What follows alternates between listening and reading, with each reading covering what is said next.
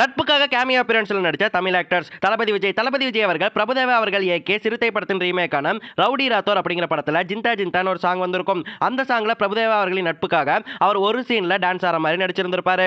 அந்த பாட்டுல super star விஜய்னு சொல்லிட்டு மென்ஷன் பண்ணியிருப்பாங்க. டைம் கிடைச்சா அந்த பாட்டை போய் பாருங்க. தல அஜித் 15 வருஷம் கழிச்சு ஸ்ரீதேவி அவர்கள் மீண்டும் சினிமா துறைக்கு இங்கிலீஷ் அப்படிங்கிற படத்தின் மூலமா வந்திருந்தாங்க. அந்த படத்தின் தமிழ் வெர்ஷன்ல தல அஜித் கேமியோ கொடுத்திருப்பாரு. இது உங்க எல்லாருக்குமே தெரியும். அதுல எண்ட்ல ஒரு வசனமும் பேசியிருப்பாரு. அது உண்மையிலே டச் ஆச்சு. ஆரம்பத்துல தமிழ் கிட்ட எல்லாரும் சிரிச்சாங்க. ஆனா அவங்க சிரிக்கிறத பார்த்து நான் பயப்பட்டேன். இந்த ஒரு கேமியோவை முழுக்க ஸ்ரீதேவி அவர்களின் குடும்பத்தின் மீது வச்சிருந்த பாசத்தால தான் தல அஜித் பண்ணியிருந்திருப்பாரு.